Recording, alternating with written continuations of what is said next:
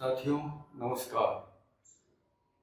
जैसा कि आप जानते हैं बैंकिंग में आजकल बहुत परिवर्तन हो रहे हैं, तो हम अपने दर्शकों को बैंकिंग में होने वाले परिवर्तन के बारे में जानकारी देने हेतु इस चैनल पर समय समय पर नई नई जानकारी देते रहेंगे। तो आज की जानकारी में हम जो बैंकिंग का विषय ले रहे हैं वो KYC री KYC। तो री KYC के बारे में आपने सुना होगा कि काफ़ी लोगों को SMS आता है, ईमेल आता है और फिजिकल नोटिस भी आते हैं कि आपका री KYC हो गया है, उसको कंप्लीट करवाइए अन्यथा आपका अकाउंट ब्लॉक कर दिया जाएगा। ये बड़ा एकदम सभी के लिए अननोन चीज़ होती है, क्या चीज़ आ गया है, क्या करना है, तो इसके बारे में हम आपको जानकारी देना चाहेंगे। सबसे पहले तो हम ये देखते हैं कि बैंकिंग जो है पहले बहुत सिंपल बैंकिंग थी, लेकिन जैसे जैसे टेक्नोलॉजी का विकास हो रहा है बैंकिंग का कॉम्प्लिकेशन भी बढ़ता जा रहा है। आज के ज़माने में बहुत ही कॉम्प्लिकेटेड बैंकिंग हो गई है। आप घर बैठे अपने सारे ट्रांजेक्शन कर सकते हैं। पहले बैंकिंग में आपको ब्रांच जाके अपनी पेरेंट ब्रांच जाके सारे ट्रांजेक्शन करने होते थे, आजकल ऐसा नहीं है। आप कहीं भी बैठकर ट्रांजेक्शन कर सकते हैं, किसी ब्रांच में जा सकते हैं। और जितना जितना ये सुविधाएं बढ़ी है तो जो फ्रॉड करने वाले लोग हैं वो उससे ज़्यादा ही एक्टिव हो गए हैं और वो कोई भी ऐसा अवसर नहीं छोड़ते जिसमें वो फ्रॉड कर सके। तो इन चीज़ों पर लगाम लगाने के लिए गवर्नमेंट समय समय पर नए नए कानून लाती रहती है। तो मनी लॉन्ड्रिंग एक्ट 2002 इसी के लिए बनाया गया था और उसमें फिर उसके बाद कुछ जो नए चेंज करके उसके नियम 2005 में जारी किए गए थे। उन नियम को कंप्लाई करने के लिए RBI ने एक नया गाइडलाइंस निकाली जिसको KYC गाइडलाइंस कहते हैं। उससे पहले KYC गाइडलाइंस नहीं था। 1 जुलाई 2005 से KYC गाइडलाइंस चालू हुआ। अभी आता है KYC क्या है। KYC का मतलब अपने कस्टमर को जानना। कस्टमर कौन है, उसका नाम पता क्या है, वो क्या काम करता है, उसका सोर्स ऑफ इनकम क्या है, ये सब जानना KYC कहलाता है। जनरली हम देखते हैं कि जो फ्रॉडुलेंट व्यक्ति होते हैं, जो अपराध करके अपना इनकम जनरेट करते हैं, उसको बैंकिंग चैनल में डाल देते हैं और ऐसा लगता है कि ये लेजिटिमेट एक्टिविटीज से कमाया गया धन है। तो उस धन को दोबारा वो व्यक्ति अपराध करने में, अपराध को बढ़ावा देने में, टेररिस्ट एक्टिविटी में काम लेते हैं, तो उसको रोकना होता है।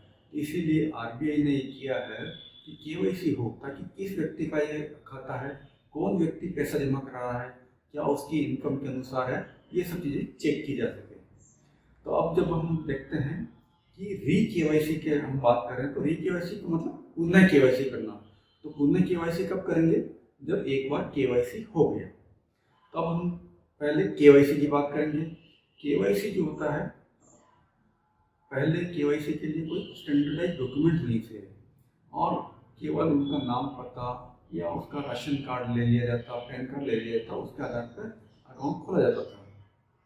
लेकिन उससे स्टैंडर्डाइज नहीं हो पाया, तो RBI ने 2014 में एक नया परिपत्र जारी किया जिसमें इसको स्टैंडर्डाइज किया गया और ऑफिशियली वैलिड डॉक्यूमेंट्स होना जरूरी हो गया। ऑफिशियली वैलिड डॉक्यूमेंट्स क्या क्या हैं वो भी RBI समय समय पर अपने परिपत्रों के द्वारा बताता है। आज की तारीख में जो लेटेस्ट गाइडलाइंस है उसके अनुसार ऑफिशियली वैलिड डॉक्यूमेंट्स 6 हैं। उसमें पहला पासपोर्ट, दूसरा आधार कार्ड, तीसरा ड्राइविंग लाइसेंस, चौथा इलेक्शन कार्ड, पांचवा नरेगा कार्ड और छठा letter issued by the population register authority. ये 6 में से कोई एक चीज होना जरूरी है, तभी आपका अकाउंट खोला जा सकता है। उसके अलावा कोई दूसरा डॉक्यूमेंट वैलिड डॉक्यूमेंट नहीं कहलाता है। अकाउंट ओपन करने के लिए ये 6 डॉक्यूमेंट चाहिए। उसके अलावा आपको पैन कार्ड चाहिए। यदि आप कहते हैं कि मेरे पास पैन कार्ड नहीं है, तो उसके बदले में एक डिक्लेरेशन दिया जाता है जो फॉर्म 60 कहलाता है। तो फॉर्म 60 या पैन कार्ड, दोनों से एक चीज होना जरूरी है। आज की तारीख में ये गाइडलाइंस है। अब जब अकाउंट ओपन हो गया तो उसके बाद आता है री KYC का। री KYC क्यों होता है? PMLA एक्ट के अनुसार हमारा जो कस्टमर होता है उसका रिस्क कैटेगरी अलग अलग होता है। कोई कस्टमर ऐसा होता है जो कि अपना मनी लॉन्ड्रिंग में ज़्यादा सहायता कर सकता है, कोई कम कर सकता है। अब कौन ज़्यादा सहायता कर सकता है? ऐसे बिजनेस जिसमें कैश का ट्रांजेक्शन बहुत ज़्यादा होता है, जैसे ज्वेलर्स हैं या दूसरे ऐसे व्यक्ति जो कि पॉलिटिकली एक्टिव हैं। पॉलिटिकल एक्टिव में MLA-MP को हम नहीं मानते हैं रूल्स के अनुसार। ऐसे पॉलिटिकल व्यक्ति जो कि फॉरेन टेरिटरी में, फॉरेन कंट्रीज में कोई ऊंची पोस्ट होल्ड कर रहे हैं, उनको पॉलिटिकली एक्टिव व्यक्ति माना जाता है। तो उनके अकाउंट हैं, क्योंकि वो ज़्यादा उसमें सहायता कर सकते हैं, तो उनको हाई रिस्क माना जाता है। और उससे कुछ दूसरे अकाउंट होते हैं जिनका कुछ जोग्राफिकल एरियाज है जहाँ फ्रॉड बहुत होते हैं, तो वहाँ के अकाउंट या वहाँ से रिलेटेड ट्रांजेक्शन उनको हाई रिस्क में माना जाता है। तो जो RBI की गाइडलाइंस के अनुसार हाई रिस्क वाले अकाउंट को एवरी 2 ईयर KYC करना होता है। इस तरह जो मीडियम रिस्क वाले हैं उनको एवरी 8 ईयर KYC करना है। बाकी अकाउंट्स को 10 साल में एक बार KYC करना होता है। हमारे बैंकिंग सिस्टम में जो एक देखा गया है कि 90% से ज़्यादा अकाउंट लो रिस्क कैटेगरी में आते हैं। केवल 6-7% अकाउंट है जो कि मीडियम या हाई रिस्क कैटेगरी में आते हैं। इसलिए मेजॉरिटी ऑफ अकाउंट्स ऐसे हैं जिनमें आपका KYC 10 साल बाद भी होता है। बाकी का जो हाई रिस्क वाले हैं वो 2 साल में और मीडियम रिस्क वाले 8 साल में होते हैं। तो KYC करने के लिए हमें क्या करना होता है? KYC का जब आपको जानकारी मिलती है कि मुझे KYC करना है, तो उस वक्त RBI की गाइडेंस के अनुसार यदि आपको KYC करना और आपके KYC डॉक्यूमेंट्स में कोई चेंज नहीं है और आपके KYC डॉक्यूमेंट्स जो आज के स्टैंडर्ड के अनुसार यदि बैंक के पास हैं, तो आपको केवल एक डिक्लेरेशन देना काफ़ी है कि मेरे KYC में कोई चेंज नहीं है।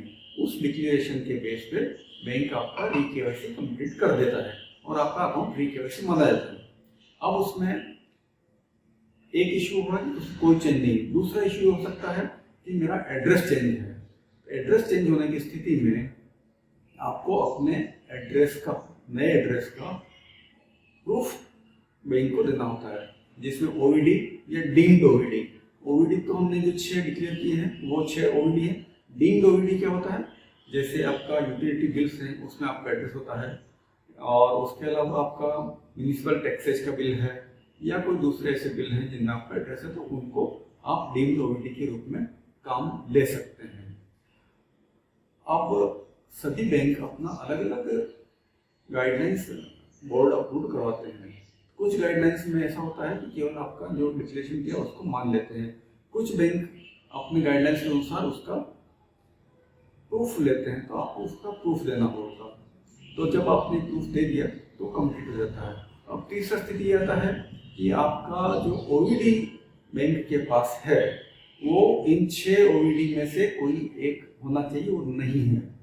ऐसी स्थिति में आपको बैंक को नया OVD देना होगा, उसका जेरॉक्स कॉपी देना होता है। तो बैंक जो है उसको वेरीफाई करके आपका OVD अपडेट करता है और आपका KYC करता है।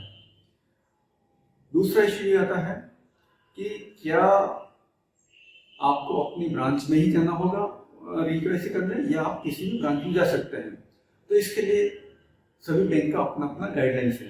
RBI ने ये कहा है सभी बैंक ये प्रयास करें कि कस्टमर किसी भी ब्रांच में जाके अपना KYC कर सके। तो सभी बैंक इस में कार्यरत हैं। किसी ने इसको इम्प्लीमेंट कर दिया है, कोई इम्प्लीमेंट कर रहा है।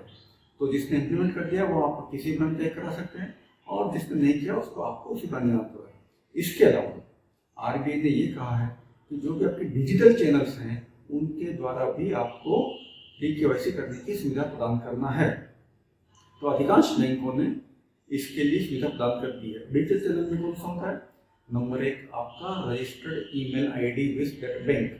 यदि बैंक के पास आपका रजिस्टर्ड ईमेल ID है तो उस रजिस्टर्ड ईमेल ID से आप अपना डिक्लेरेशन बैंक को फॉरवर्ड कर सकते हैं या एड्रेस चेंज का प्रूफ फॉरवर्ड कर सकते हैं। दूसरा है मोबाइल बैंकिंग से, तीसरा नेट बैंकिंग से, चौथा ATM से। तो ये सारे चैनल्स जो हैं अभी अधिकांश बैंक इन चैनल के थ्रू भी आपका KYC करने लगे हैं। तो आप घर बैठे अपना KYC करवा सकते हैं। या अपना रजिस्टर्ड ईमेल आईडी से बैंक को केवाईसी भेज सकते अपना अपडेट करवा सकते हैं। तो इस तरह करके आप अपना रिकेवाईसी करके अपने अकाउंट को फ्रीज होने से बचा सकते हैं और अपनी जो बैंकिंग एक्टिविटी है निर्बाध तरीके से सुचारू रूप से जारी रख सकते हैं। धन्यवाद दर्शकों, हमने आज इसमें रिकेवाईसी के बारे में बात किया है। अगली बार हम दूसरा टॉपिक लेंगे और उसके बारे में आपको बताएंगे। आप हमारे चैनल से जुड़े रहें, इसे सब्सक्राइब करें और अपनी इंफॉर्मेशन रेगुलर प्राप्त करते रहें। Thank you.